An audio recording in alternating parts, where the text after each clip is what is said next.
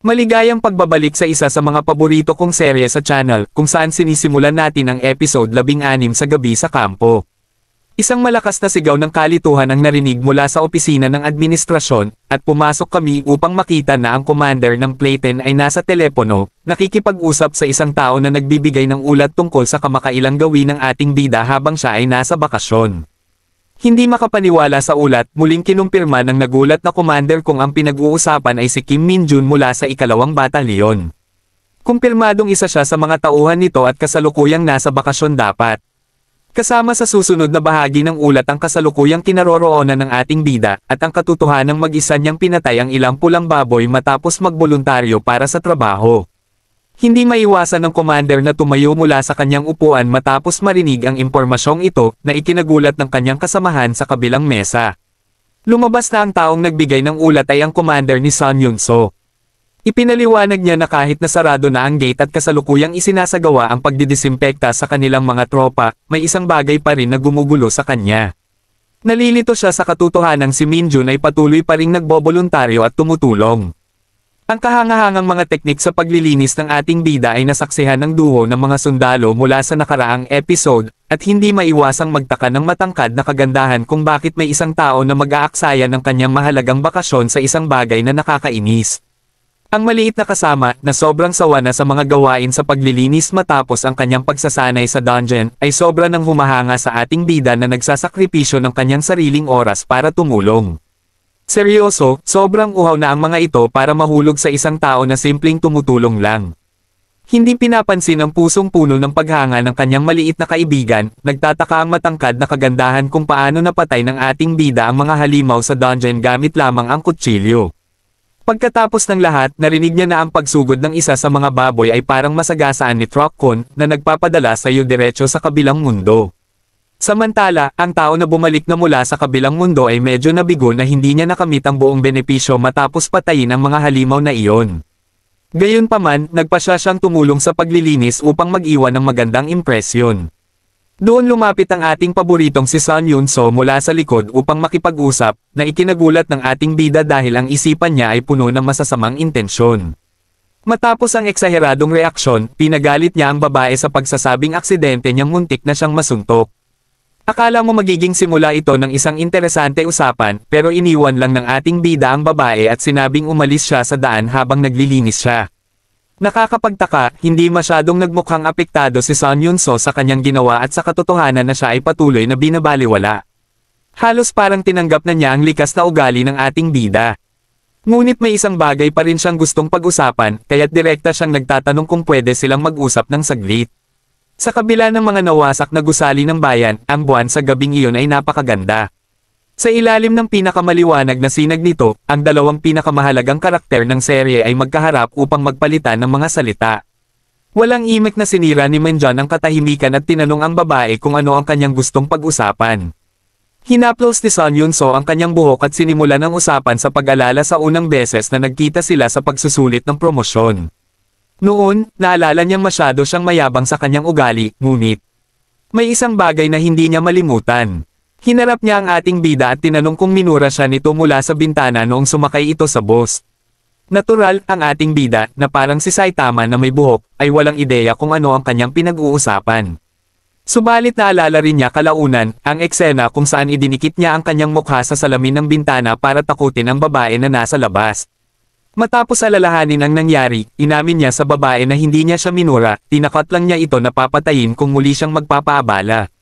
Siyempre, mas masama pa iyon, pero hindi ito inintindi ni Min-jun. Huminga ng malalim ang babae at iniikot ang kanyang mga mata, parang paunan na asawa na alam na hindi titigil sa paninigarilyo ang kanyang mister kahit anong sabihin nito. Sa anumang kaso, napagtanto ni Sun Yun-so na siya ang unang nagsimula ng away, at kahit nahuli na ang kanyang paghingi ng tawad, tiniyak niyang humingi ng paumanhin sa taong labis niyang hinahangaan ngayon. Nakita ni Min-jun ang kanyang tamang ugali at sinseridad, pero para sa isang mabangis na tao tulad niya, tila nakakainis ang ganoong paraan ng pamumuhay. Sa kabilang banda, tumingin ang babae sa kanya ng may alalahanin, umaasang makakita ng reaksyon. Nang wala siyang marinig, direkta niyang tinanong si Min-jun kung tatanggapin ba nito ang kanyang paghingi ng tawad. Sinabi ni Min-jun na wala namang dapat ipagpaumanhin sa unang lugar, at kung iyon lang ang gusto nitong sabihin, aalis na siya. Ngunit pinigilan siya ng babae, at binanggit na may isang tao lamang sa kasaysayan na nakakuha ng perpektong marka sa pagsusulit ng promosyon. Ang pagbanggit ng tagumpay ay nakakuha ng atensyon ng ating bida, at tinanong niya si Yunso kung siya ba ang tinutukoy. Habang humahampas ang malamig na hangin at kumikilos ang mga dahon, sumagot ang babae na may isa pang tao, ngunit hawak na rin ngayon ng ating bida ang record na iyon. Naging curious si Menjon at nagtanong tungkol sa taong nakakuha rin ng perpektong marka. Binuksan ng babae ang kanyang bibig upang sabihing ito ay ang kanyang ama, ngunit agad na binago ito sa salitang, father. Makikita sa kanyang napakagandang ngiti na siya ay tunay na daddy's girl na humahanga sa kanyang ama. Nagtanong si Menjon kung tinutukoy niya ang commander ng dibisyon, at may mukha ng paghanga, sumagot siya ng oo. Dagdag pa ng babae na ang kanyang ama ang tanging tao sa militar na nakatanggap ng 2 bituin sa kanyang badge matapos magsimula bilang isang pribado, at ito ang dahilan kung bakit siya sumali rin sa militar. Sa wakas, naging interesado ang ating bida sa usapan dahil nalaman niya ang tungkol sa isang taong nakamit ang parehong layunin tulad niya. Ngunit pagkatapos, nag-isip siya ng malalim at natanto na ang hukbo ng mga mangangaso ay nabuo lamang noong siya ay 7 taong gulang pa lang. Ibig sabihin, hindi na bata ang kanyang ama upang mag-enlist bilang pribado noon, kaya nagtaka siya kung ano ang nangyari. Ipinaliwanag ng babae ang detalye, simula sa katotohanang may mahinang katawan ang kanyang ama noong bata pa siya, at dahil sa kanyang mahinang paningin at ilang isyu sa kalusugan, siya ay hindi na kinailangang magmilitar. Sapat na ang paliwanag na iyon upang maisip ni Menjon na marahil ay sumali sa militar ang kanyang ama nang lumitaw ang mga gate, at nagkaroon ng mass awakening effect na nagpalakas sa dibisyon. Kinumpirma ng babae ang kanyang teorya na may napakalaking ngiti, binanggit kung gaano kagusto ng kanyang ama na lumakas upang protektahan siya at ang kanyang ina. Matapos marinig ang lahat ng ito at mapansin ang kasiyahan sa mukha ni Yunso, kahit si Menjon na karaniwang walang pakialam ay naging interesado sa kanyang ama at nagpahayag ng kagustuhang makilala ito. Mukhang umaasa rin si Son Yunso sa parehong bagay. Dahil sa ilalim ng nagniningning na sinag ng buwan, sa kanyang perpektong figure at mukha na puno ng kasiyahan at respeto, kinumpirma ng babae na magugustuhan ng kanyang ama si Menjon. Ang kanyang palagay ay batay sa katotohanang may pambihirang pagmamahal si Major General Son sa mga malalakas na sundalo, ngunit bihira sa mga taong iyon ang maglakad-lakad na buhat-buhat ang kanyang anak. Ngayon, tayo'y pupunta sa lokasyon ng tinutukoy na lalaki, kung saan malalakas na tunog ng mga lindol ang umaalingaw-ngaw sa buong gymnasium, at isang kawawang koronel sa gilid ang nawawala sa katinoan sa mga nangyayari. Mukhang si Coronelio ay naruroon din, at ang kanyang ekspresyon ay nagsasabing wala na siyang kontrol sa sitwasyon. Yumanig ang buong gusali, at narinig namin ang boses ni General Son na umaalingaw-ngaw sa korte, tinatanong ang kanyang kalaban kung nagpunta ba ito para sabihin ang tungkol kay Kim Min-jun. Lumipat ang eksena sa namamagang mukha ni Major General Brutus, na mukhang gulat na malaman na alam na ng ama ni Yunso ang pangalan ng ating bayani. Parehong may mga pasa sa mukha si General Son, at habang may ngiting puno ng kumpiyansa, sinabi niya kay General Brutus na may mahusay siyang network ng impormasyon. Unti-unting lumayo ang eksena, at nalaman natin na ang pagyanig ng gusali ay dahil sa 2 taong parang sandata na nagbabasagan ng katawan. Nag-aalala si Brutus kung ano ang plano ni General Son kay Min-jun, at sinagot siya ng mapagmahal na ama na wala siyang dapat alalahanin tungkol doon. Sa namamagang pisngi at puno ng pasa ang mga kamao, naghahanda ang lalaki para sa isa pang malakas na suntok, at sumagot si Brutus ng pantay na lakas ng kanyang sariling pag-atake. Samantala, wala nang ginawa ang koronel sa gilid kundi magpanik, takot na walang makakapigil sa mga galit na ito mula sa pagsira ng lahat. Ngunit walang kabuluhan ang kanyang pag-aalala dahil mabilis na tumalon si Coronelio sa gitna ng kanilang mga suntok nang mapansin niyang lumalampas na ito sa tamang lugar. Huminto ang kanilang mga dagwang kamao ilang pulgada mula sa kanyang mukha, binalaan niya ang 2 matatanda na 5 minuto na silang nag-aaway, at oras na para tapusin na ito. Mukhang may bago akong mommy na sasambahin. Natakot sa posibleng hilahin ni Mommy ang kanilang mga tainga at parusahan sila ng 1 linggong grounding, nagkatinginan ang 2 bata at tahimik na sumang-ayon na itigil na ang laban. Ngunit kahit natapos na ang pisikal na karahasan, pareho pa rin silang nakatayo sa harap ng isa't isa. Patuloy silang nagsasagutan ng pangalan at tumatangging aminin na may natalo sa kanila. Sa paglayo ng kamera, nalaman natin na ang pinsalang kanilang idinulot sa gymnasium ay magiging napakamahal upang ayusin. Sa anumang kaso, natapos din sa wakas ang laban, at nakita natin ang mga sarili natin sa labas ng gusali. Nakaupo si Brutus na nakakuyom ang mga ngipin sa isang bangko sa parke, habang si General Son ay nakaupo din sa ibang bangko na may parehong masamang ekspresyon. Dumating si Coronel Yu dala ang ulat mula sa 3rd Battalion Commander, at ipinaalam sa dalawang Major General na ang Red Boar Gate ay sarado na. Kinilala ni Brutus ang ulat at pinuri ang pagsisikap ng 3rd Battalion Commander, pati na rin si Coronel Yu bilang nakatatanda nila. Bilang tanda ng pagiging isang malakas na sundalo, tinanggap ng babae ang pagpupuri ng may simpleng ngiti. Pagkatapos ay umalis na siya sa eksena, at iniwan ang mga matandang kaibigan upang ayusin ang kanilang alitan ng tahimik. Nang wala na si Mommy Yo, nagsalita na si General Sun at tinanong si Brutus kung ano ang tunay na dahilan ng kanyang pagpunta. Naglaan ng ilang sandali si Brutus upang tumingin sa direksyon ng kanyang kaibigan at suriin ang kanyang estado. At matapos makita na siya'y kalmado, sinabi niya kay General Sun na manatiling malayo kay Kim Min-jun dahil plano niyang itaas ito sa posisyon ng Sergeant. Nawala ang kalmado sa mukha ni General Sun nang marinig ang pangalan ng ating bayani, at nagsimula siyang magalit kay Brutus na pinapaborin ang lalaking nakialam sa kanyang anak. Siyempre, ipinaliwanag ni Brutus na walang ginawang masama si Min-jun sa kanyang anak, at dapat magpasalamat siya dahil tinulungan ito nang masugitan siya. Naglaan sila ng ilang sandali upang magpakawala ng kanilang galit muli, at nagsimula akong magtaka kung paano nga ba nakaabot ang mga tanga na ito sa kanilang mga posisyon. Sa wakas, ngayon na siya'y medyo mas kalmado, sinabi ni General Sun na si Min-jun ay kamakailan lang na-promote sa corporal. At ayon sa kanyang narinig, hindi pa ganoon katagal nang siya'y itaas sa private first class. Kinumpirma iyon ni Brutus at inamin na plano niyang itaas pa siya sa ranggo ng isang commissioned officer. Napabuntong hininga ng malalim ang mapagmahal na ama nang marinig ito, nag-aalala na ang aksyong iyon ay magdudulot ng hindi kanais-nais na atensyon.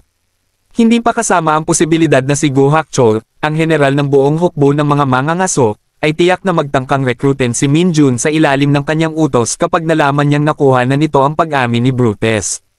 Mukhang alam iyon ni Brutus, at dahil hindi niya kayang sumalungat sa desisyon ng general, dumating siya dito upang hingi ng suporta ni Major General Sun sa hinaharap. Siyempre, sinagot ng mapagmahal na ama na hindi niya basta ipagkakatiwala ang isang taong hindi pa niya nakikilala, at magpapasya siya kung ano ang gagawin kapag personal na niyang nakilala ang ating bayani. Habang nagbabad sa magandang liwanag ng buong buwan, tumingin ang dalawa sa malayo nang tanungin ni Brutus ang kanyang kaibigan kung may lihim ba itong motibo. At bilang tugon, pinili ng lalaki na manahimik tungkol sa kanyang mga intensyon. Kasabay nito, habang muling nagkikita ang mga dating magkaribal, may nangyayaring hindi kapanipaniwala sa lokasyon ng ating bayani. Si Kim Min-jun ay napalilibutan ng isang nakakakilabot na enerhiya, at naramdaman niya ang demonyong enerhiya sa kanyang nasasaksihan. Isang figure sa madilim na balabal ang biglang lumitaw sa kanyang dimensyon sa harap ng kanyang mga mata, at masyado siyang nabigla para makapag-react sa kakaibang senaryo.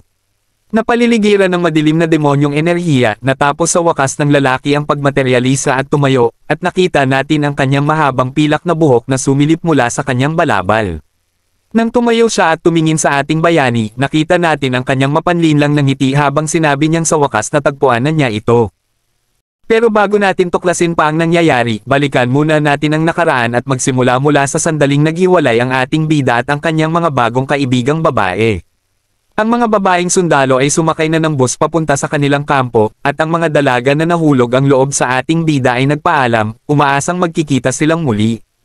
Ang isa sa kanila, na nakapink at medyo maliit, ay sabik na anyayahan siya para sa isang date, ngunit ang matangkad na tagapagbantay sa likod niya ay nandyan para pigilan siya. Bago pa man masabi ng maliit na babae ang kanyang numero kay Min-jun, tinakpan na ng kanyang mga kaibigan ang kanyang bibig, at nagpasalamat sa ating bida sa lahat ng tulong na ibinigay niya sa kanila. Bumalik ang maliit na babae at nagtalo kung bakit sinira ng kaibigan niya ang perpektong sandali, na nagbigay ng pagkakataon kay Yunso na magpalitan ng tingin sa ating bida. Sa pagkakataong ito, walang sumpa, banta sa buhay, o kakaibang alitan sa pagitan nila, kaya't ang dalaga ay nagpaalam na may mainit na ngiti. Pagkatapos noon, umalis na ang boss, at naiwan ang ating bida na mag-isa sa kalsada para ituloy ang kanyang lakad. Humarap siya at huminga ng malalim, tila masaya na natapos na ang pagiging sobrang bait at maaari nang bumalik sa normal. Doon niya nakita ang isang hindi inaasahang bagay, at habang nagbabago ang perspektibo, naroon na naman ang nagmamaktol na maliit na nilalang malapit sa kanya. Tiningnan siya ni Min-jun ng may pagkadismaya, hindi alam kung ano ang gusto ng nilalang sa pagkakataong ito. Umubo ang maliit na demonyong anino habang inaabot ang isa pang kamay, walang hiya na humihingi ng karagdagang demonic energy para sa lumalaki nitong tiyan. Siyempre, Galit na si Menjon sa maling impormasyon na ibinigay ni Tiny kanina, kaya't wala siyang balak na bigyan ito ng anumang reward. Bahagyang nadismaya si Tiny matapos tanggihan, ngunit nagbago ang kanyang ekspresyon nang makuha niya ang kakaibang signal sa kanyang isipan. Nagsimulang tumalo ng maliit na nilalang upang makuha ang atensyon ng kanyang amo, ngunit nakatingin na si Menjon sa kanyang direksyon. Dahil hindi nakakapagsalita si Tiny, ipinapaabot niya ang kanyang mensahe sa pamamagitan ng pagkurap ng mga mata at pagpapalabas ng mga alon ng demonic energy. Ipinapalam nito kay Menjon na may isang tao mula sa Isgard na tumatawid patungo sa mundong ito, at hindi nila ginagamit ang karaniwang gate para gawin iyon. Sa halip, gumagamit sila ng direktang dimensional portal. Nang mapagtanto ni Menjon kung gaano kahusay na tukoy ni Tiny ang presensya, napagtanto ng ating bida na marahil hindi para maging assassin ang kanyang demonyong anino, kundi isang mahusay na radar para sa mga bakas ng demonic energy. Natutuwa sa balitang ito, inutusan ni Menjon ang kanyang maliit na alagad na dalhin siya sa kinaroroonan ng intruder. Ilang minuto pa, nasa kalagitnaan na sila ng kagubatan, at binato ni Menjon si Tiny ng bola ng demonic energy bilang gantimpala, na tinanggap naman ng maliit na nilalang ng may tuwa. Bigla namang nagkaroon ng bitik ang demonic portal sa hangin, na ikinagulat ng dalawa na nakatayo malapit dito. Unti-unti itong lumawak na nagpapakita ng mga malagim na pulso ng kulay lilang enerhiya, at sumabog ng mga itim na kidlat bago nagsimulang lumitaw ang isang tao. Ang mga sumunod na eksena ay pabalik-balik ng nakita mo na kanina, kaya lilinuwin ko na lang ang mga bagay upang madali mong maintindihan. Matapos makilala ng lalaking galing sa portal ang ating bida, nalaman nating labis na nababahala si Menjon sa hitsura ng intruder. Ang panel ay nagpakita ng mukha ng lalaking may pilak na buhok, at bigla akong nag-alinlangan sa kasarian ng taong ito. Ipagpalagay ko na lang na lalaki siya hanggang may masabi tungkol dito. Sa isang sandali, may umagos na uhog mula sa ilong ng lalaki, at biglang nagsimula siyang sumugod kay Menjon habang umiiyak sa tuwa. Tinawag niyang Master Minold si Menjon, ngunit gusto lang ni Menjon na lumayo siya. Ngunit hindi na kinailangan ng babala dahil natapilok ang kakaibang tao at sumubsob sa lupa ng walang malinaw na dahilan. Nag-aalala para sa kaligtasan ng lalaki, si Minjun ay nag-aatubiling lumapit upang tingnan siya, habang si Tiny ay kumakaway ng palm dahil alam niyang hindi na ito sakop ng kanyang trabaho. Mukhang kilala rin ng ating bida ang lalaking ito, dahil tinanong niya kung bakit siya sinundan sa mundong ito, kahit sinabi niyang pabayaan na siya. Parang lumipat ang iniisip ni Minjun sa kabilang bahagi ng ilong niya, habang ang lalaki na may kakaibang babaeng mga mata ay abala pa rin sa pag-iyak habang nakatingin sa ating bida.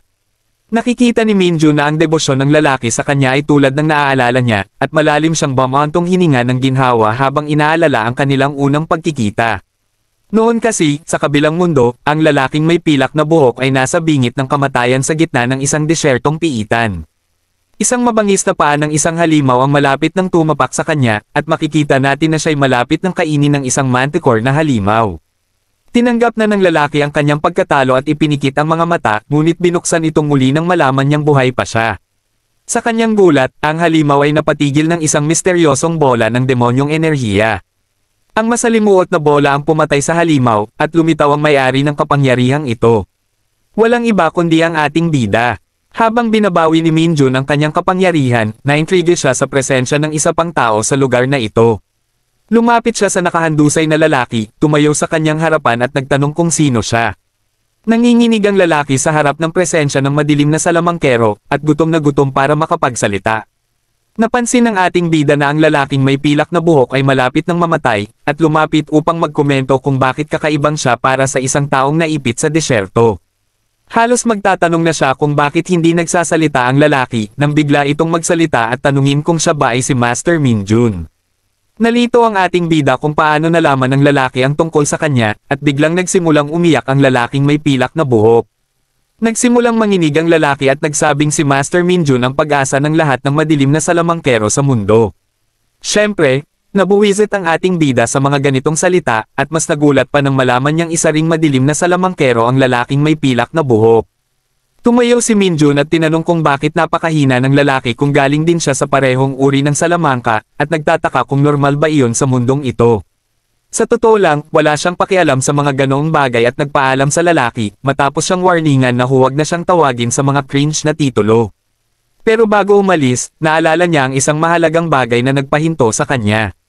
Bumaling siya pabalik, at ang mabait na Koreanong loob niya ay biglang nag-alala na hindi niya natanong ang pangalan ng lalaking kanyang niligtas. Mababa ang ulo ng madilim na salamangkero at malungkot na sumagot na wala siyang pangalan. Mukhang kakaiba ito para sa ating bida, pero hindi siya mahilig magtanong ng maraming bagay. Pero dahil wala ngang pangalan ang lalaki bukod sa pagiging sobrang hina, naisip ni Minjun na siya ang perpektong tao para bigyan ng maayos na pangalan.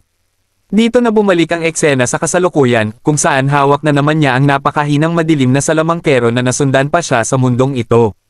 Tinawag niya ang lalaki na Lee Bonggo, at tinanong siya ng galit kung bakit siya naglakas loob na maglakbay sa ibang dimensyon. Alam kong nagtatanong din kayo kung ano ang ibig sabihin ng Bonggo sa Korean, kaya nag-google ako. At holy fuck, pinangalanan niya ang gwapong lalaking ito bilang Lee Utot. Alam kong mabilis nakakasawa ang mga utot na biro, kaya tatawagin ko na lang siyang Bonggo mula ngayon. Anyway, mukhang matutamba na si Bonggo, at sumagot siya na wala siyang choice dahil bigla na lang nawala si Minjun nang hindi nag-iiwan ng kahit anong paalala, at muntik nang bumagsak ang kanyang kalto mula noon. Nagalit ang ating bida sa narinig. Hindi niya naman ginustong magkaroon ng mga fanatic na sumusunod sa kanya, kaya bakit niya sila sasabihan bago umalis? Mukhang may dedicated fan club ang ating bida sa mundo ng Isgard, at isa sa kanila ang sumunod sa kanya pabalik sa Earth. Dahil dito, muling nainis si Minjun at itinulak palayo ang lalaking may pilak na buhok, parang pinalalayas lang ang hangin matapos umutot. Nagsimulang umiyak ang lalaki na parang isang dalagang nasa kagipitan, nagrereklamo na sana man lang ay dinala siya bilang kanang kamay. Siyempre, duda akong magiging kanang kamay ng kahit sino ang mahina niyang pagkatao sa malapit na hinaharap. Sa anumang kaso, nagsisimula ng menace si Minjun sa kung gaano kadaling bumagsak ang lalaki, kaya iniabot niya ang kanyang kamay at pinasukan siya ng kaunting demonic energy para makabawi ng lakas. At gaya ng inaasahan, biglang tumayo ang gutom na Dark Mage na parang nakay ng Senzu Bean mula sa Dragon Ball. Pakiramdam ng lalaki ay pinagpala siya muli ng ating bida, at nangako siyang susuklian ang kabaitan ni Minjun sa buong natitirang buhay niya. Ngunit sawa na si Minjun sa kanyang mga kalokohan, at gusto niyang mabilis nang malaman kung paano siya nakarating sa Earth. Sa seryosong ekspresyon, sinabi ng lalaki na ang kanyang pagdating sa mundong iyon ay isang himala, bunga ng kanyang labis na pagnanais na laging nasa tabi ng kanyang tagapagligtas. Mabilis na nagiging masama ang usapan, kaya sinabi ni Minjun na tigilan ang kalokohan at magseryoso na. Alam naman niyang walang paraan na ang ganitong kainahinang Dark Mage ay makakapag-ipon ng sapat na lakas para magbukas ng Dimensional Gate, at pinaghihinalaan niyang ang Saintess ng Isgard ang nagpadala sa kanya doon. Muli, tumugon ng fanatic na ang mga deboto ni Minjun ay hindi sumusunod sa utos ng kahit sino, at siya lang ang sinasamba nila. Sawa na sa kanyang cringe, nagalit si Minjun at pinagbantaan na papatayin ang debotong ito kung hindi niya sasabihin ang totoo. Sa wakas, naliwanagan ng cultistang Dark Mage at nagsimulang magpaliwanag na binabantayan niya ang Saintess dahil sa ilang nakakaalarmang mga chismis. Lumipat ang eksena sa Isgard, at nakita natin ang alaala ng lalaki habang minamanmanan niya ang higanting katedral sa katawan ng isang ibon. Matapos matagumpay na makatawid sa barrier at makapasok sa gusali, bumalik siya sa anyong tao upang sundan ang mga usap-usapan. May mga ulat na may kakaibang tunog na naririnig mula sa templo tuwing gabi, at nagtatago ang Dark Mage upang magsiyasat. Sumilip siya at nakita ang ilang bantay ng templo na nagdadala ng mga kulungan.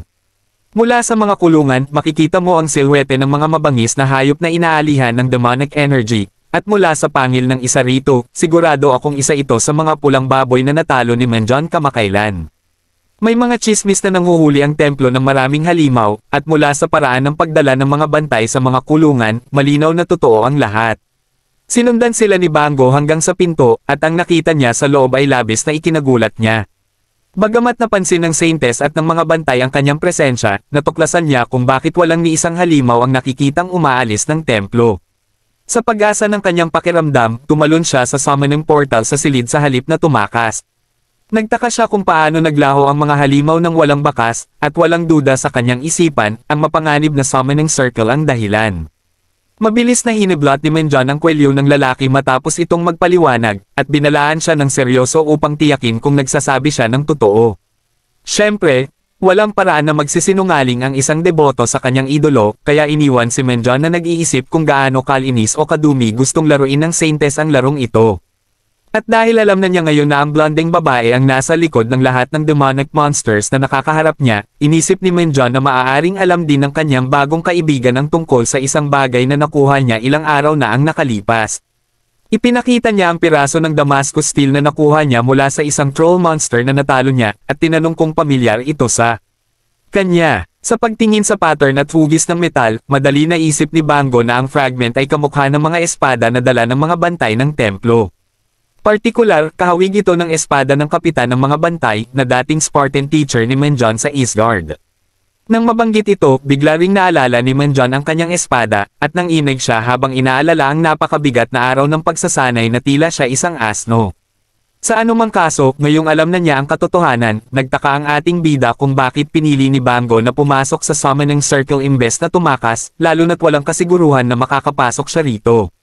At hindi rin dapat kalimutan na may posibilidad siyang mapatay kung nahuli siyang pumasok sa bilog. Siyempre, natawa lang ang baliw na si Bango dahil hindi naman talaga niya pinag-isipan ito. Hindi na rin nagulat ang ating bida dahil ang mga deboto niya ay hindi talaga matatalino at hindi rin sila normal sa anumang aspeto. Pagkatapos, muling tinitigan ni Menjon ang piraso ng espada sa kanyang kamay at nag-isip ng malalim tungkol sa kung ano ang maaaring plano ng Saintes sa kanyang kakaibang ginagawa. Hindi rin ako sigurado kung ano ang kanyang layunin, ngunit malinaw na lalo lamang pinapalakas ng babae ang ating bida sa kanyang demonic power, na wala naman sana siyang paraan upang mapalakas sa sarili niyang mundo. At ano kaya ang magiging reaksyon ng ama ng Nepo Baby kapag nakilala na niya ang ating bida? Abangan ang susunod na kabanata.